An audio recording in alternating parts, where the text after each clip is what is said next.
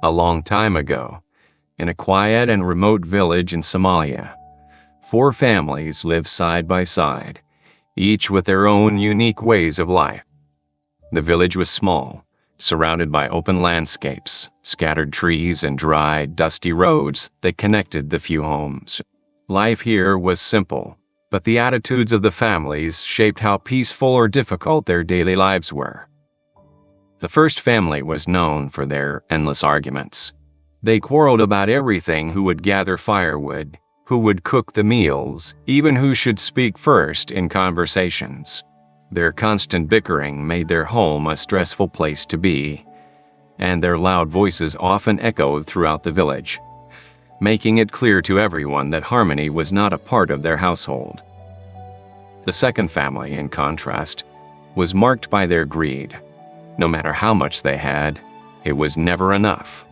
They took more food than they needed, hoarded supplies, and rarely shared with their neighbors. While the village had a strong sense of community, this family cared only for themselves, always looking for ways to gain more while giving as little as possible in return. The third family had a different kind of restlessness. Unlike the others, they were never satisfied with where they lived or what they had. Instead of settling in and appreciating their home, they were always on the move, constantly searching for something better. Their curiosity and dissatisfaction drove them to explore the lands beyond the village, believing that somewhere out there a better life awaited them. Their adventurous spirit often left them disconnected from the rest of the villagers, as they were rarely home long enough to build strong relationships. The fourth family, however, was unlike the rest. They were calm, patient, and content with their lives. They found joy in the little things: sharing meals together, helping their neighbors, and appreciating the simple beauty of their small community. They believed in balance and wisdom, listening carefully to the advice of the village elders and treating others with kindness. While the other families struggled with their own flaws, whether it was conflict, greed, or discontent, the fourth family embraced peace, choosing to live in harmony with those around them. These 4 families, with their different mindsets, coexisted in the same village. However, their differences would soon lead to an event that tested their values, their choices, and their ability to listen and learn from one another. The village was about to face a challenge that would reveal the true nature of each family and the rewards or consequences that came with their actions. One evening, as the sun dipped below the horizon and cast a golden glow over the village, the daughter of the third family wandered farther than she ever had before. She had always been filled with curiosity, constantly searching for new places to explore, convinced that something greater lay beyond the familiar paths of her home. That night was no different. Ignoring the fading daylight and the gentle warnings of her parents, she followed a winding trail through the dry, rugged landscape, her eyes scanning every rock and tree for something new. Then, hidden among a cluster of tall trees, she stumbled upon something unexpected: a well. It was old and covered in vines, as if nature itself had tried to keep it a secret. She stepped closer, peering inside, and saw clear, fresh water shimmering in the moonlight. Her heart pounded with excitement. This was a discovery unlike any other. Unlike the village's main well, which was far away and required a long daily walk, this one was much closer. It was deep, untouched, and full of promise. Without wasting a second, she sprinted back home, breathless and eager to share the news. "I found a well," she exclaimed as she burst through the door. At first, her family didn't believe her. But as she described its location and the fresh water inside, their skepticism turned to excitement. If what she said was true, they wouldn't have to travel so far each day just to fetch water. They could use this well instead. The next morning, they set out to see it for themselves. Just as the girl had said, there it was hidden away, waiting to be used. They lowered a bucket, pulled it up, and marveled at the cool, clean water. It felt like a gift, something too good to keep to themselves. But word spreads quickly in small villages, and it didn't take long before the other families learned about the well. One by one, they came to see it, each realizing what it could mean for them. Soon, all 4 families were using the well. What had once been a secret became the village's new source of water. At first, it seemed like a blessing. The villagers no longer had to make long, exhausting trips to fetch water. They had everything they needed right at their doorstep. But as the days passed, something became clear: the water level was dropping. At first, it was barely noticeable. Then, it became undeniable. Each day, the bucket brought up less water than before. The well that had seemed like a miracle was now in danger of running dry, and yet none of the families wanted to stop using it. The convenience was too great, and no one wanted to return to the long treks for water. What had started as a gift was slowly turning into a problem, one that would soon test the wisdom and patience of the entire village. As the days passed, it became clear that the well was not as limitless as the villagers had hoped. The water level continued to drop, and tension started to grow among the families. They knew that if they kept using the well at the same rate, it would eventually run dry. Yet none of them wanted to be the first to stop. The convenience of having water so close to home was too great, and no one wanted to return to the long, exhausting treks to the old village well. Sensing the growing problem, the village's wise chief decided it was time to step in. He had lived in the village longer than anyone else, and had seen how greed and impatience could turn a blessing into a disaster. He knew that the well needed time to recover if it was to keep providing water for the families. So one evening, as the sun cast long shadows across the village, he gathered the families together in the meeting place. "You must listen carefully," the chief said, his deep voice carrying over the murmuring crowd. "Tonight, none of you may take water from the well. It needs time to replenish, and if you continue to use it without pause, it will dry up completely. Just one night is all I ask. If you obey this rule, the well will survive. If you do not, there will be consequences." The families exchanged uneasy glances. They knew the chief was wise, and his warnings were never to be taken lightly. He continued, his gaze steady and serious. "I will know if any of you break this rule," he warned. "And if you do, there will be punishment. This well does not belong to any one family. It belongs to the village. It must be used wisely." Despite their worries, the families nodded in agreement. The chief had always guided them well, and they knew that ignoring his advice could bring trouble. So, one by one, they returned to their homes, promising to stay away from the well for the night. At first, everything was silent. The village settled into an uneasy stillness, the air thick with anticipation. Parents put their children to bed, reminding them that no one was to go near the well. The moon rose high, casting a pale light over the village, and all seemed peaceful. But deep down, temptation lingered. The thought of an easy supply of water ready and waiting was too much for some to ignore. As the night stretched on, a quiet tension filled the air. Would everyone keep their promise? Or would someone give in to their desires, risking the future of the well and the village itself? As the village lay in darkness, most of the families stayed inside their homes, obeying the chief's warning. But for a few, temptation proved too strong. The thought of having extra water more than the others, just in case, lingered in their minds, making it impossible to ignore. The first to break the rule was the son of the first family. He had grown up in a home filled with arguments, where every little thing sparked a fight. He knew that if there wasn't enough water in the morning, his family would blame one another, turning their home into a battlefield of raised voices and bitter accusations. He didn't want to deal with that. He convinced himself that taking just a little water wouldn't hurt. So, as quietly as possible, He slipped out of his house carrying 2 large buckets. The village was silent, the only sounds coming from the distant rustling of trees in the wind. He hurried to the well, filled his buckets to the brim, and sneaked back home, hiding them where no one would see. Not long after, the second family's son also gave in to temptation.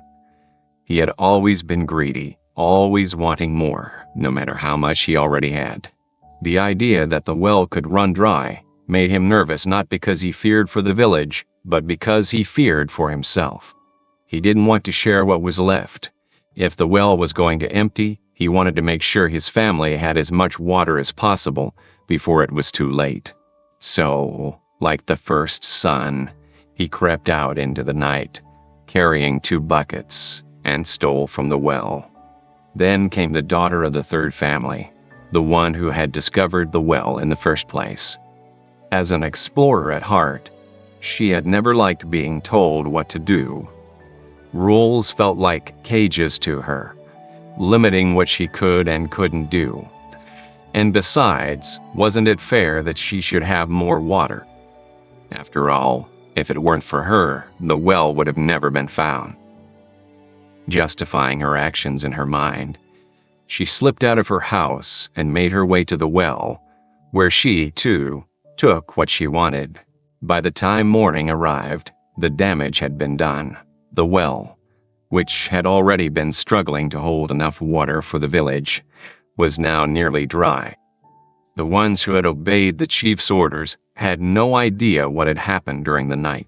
They woke up believing that they had done the right thing, that their patience would be rewarded.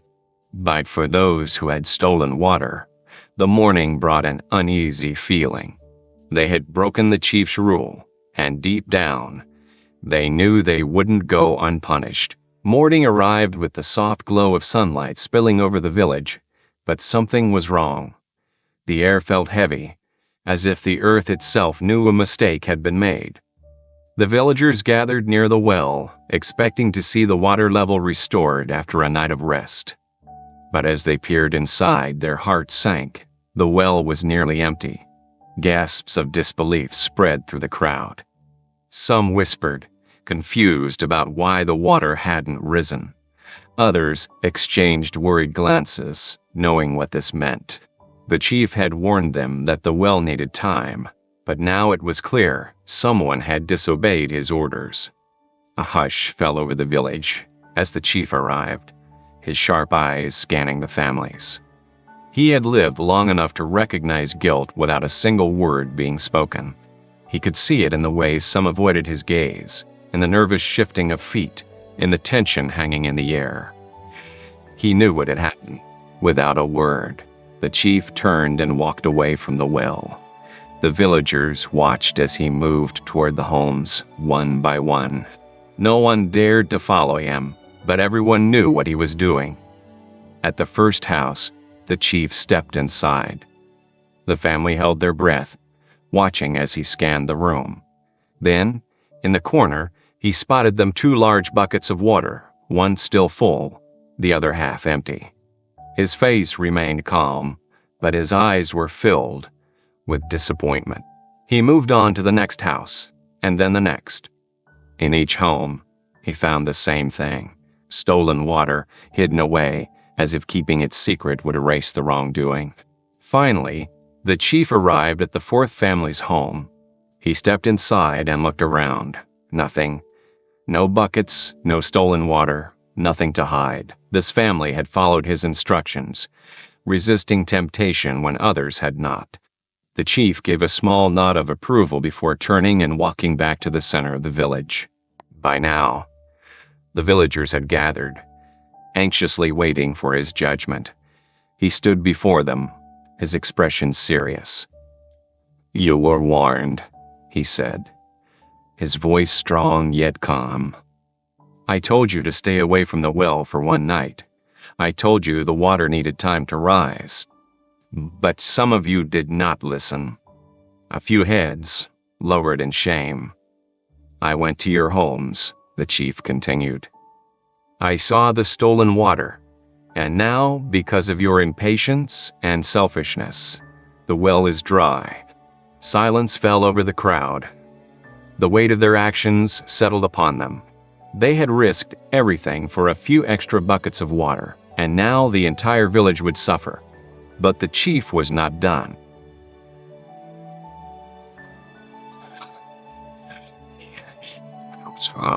The village stood in silence as the chief's words settled over them like a heavy cloud.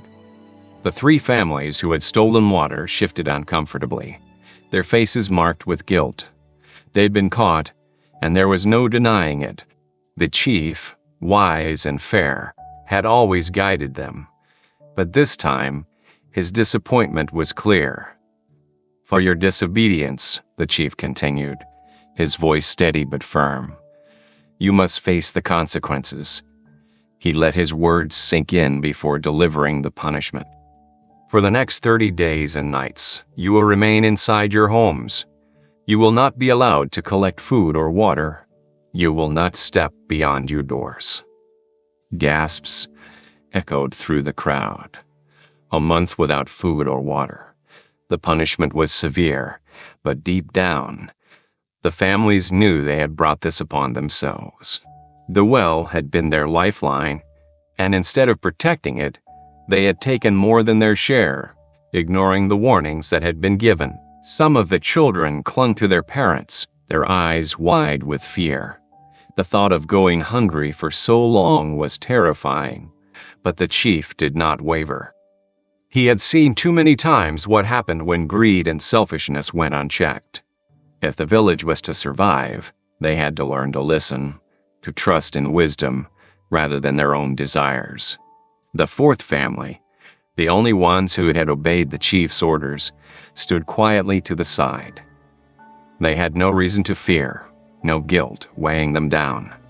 The chief turned to them with a different expression, not disappointment, but quiet approval.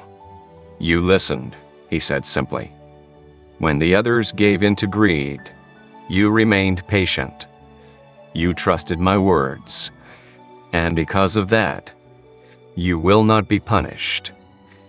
He reached into his robe and pulled out a sealed letter. "Take this," he said, handing it to the father of the fourth family. "Open it when you return home." The other families watched in silence as the fourth family accepted the letter.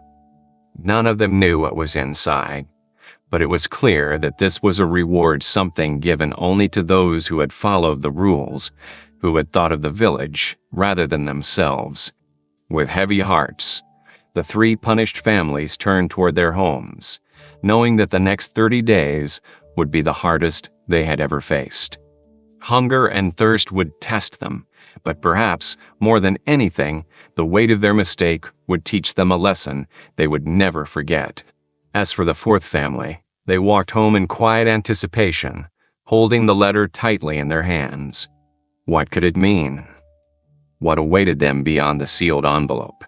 Only time would tell. As the sun rose higher in the sky, the fourth family returned home, the mysterious letter still clutched in their hands. They had obeyed the chief's orders, and now they had been entrusted with something special. Gathering around the small wooden table in their modest home, they carefully opened the envelope. Inside was a map, old, worn, yet clear in its markings. The father traced his fingers over the lines, his heart pounding with curiosity. The map led away from the village, beyond the dry lands they had always known. With a deep breath, he looked at his family, and so they packed what little they had and set out on their journey. The path was long, stretching across miles of rugged land. The sun burned high and their legs ached from walking, but they pressed on. They had trusted the chief before, and they would trust him now. Hours passed, and just when exhaustion threatened to slow them down, they saw it, an oasis of life, hidden away from the rest of the world. Before them stood a well, larger and deeper than any they had ever seen. Surrounding it were trees heavy with ripe fruit and sprawling fields of lush green plants. Water and food, enough to sustain them for a lifetime. Their patience had been rewarded. while the others had acted out of greed and suffered for it. Their trust and obedience had led them to something greater than they had ever imagined. Back in the village, the three punished families endured their month of hardship. The days were long, and the nights even longer. Hunger gnawed at their stomachs, and thirst burned their throats. But as the days passed, something changed.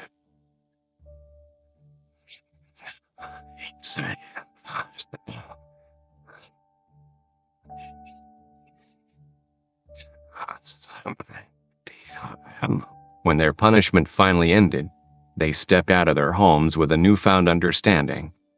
The well had dried up, but the lesson remained. Greed and impatience destroy what is meant to sustain us. They vowed to be better, to listen, and to put the needs of the community before their own desires. This story, though, set in a distant time and place, holds a lesson that applies to all of us today. How often do we act impulsively, taking more than we need, ignoring wisdom in favor of convenience? We see it in the way resources are used without thought for the future, in the way people put their own wants above the needs of others. But true wisdom lies in patience, in restraint, in thinking beyond ourselves. In the end, those who listen, who wait, who trust in the right path, are the ones who truly find abundance not just in material wealth, but in peace, stability, and a life well lived.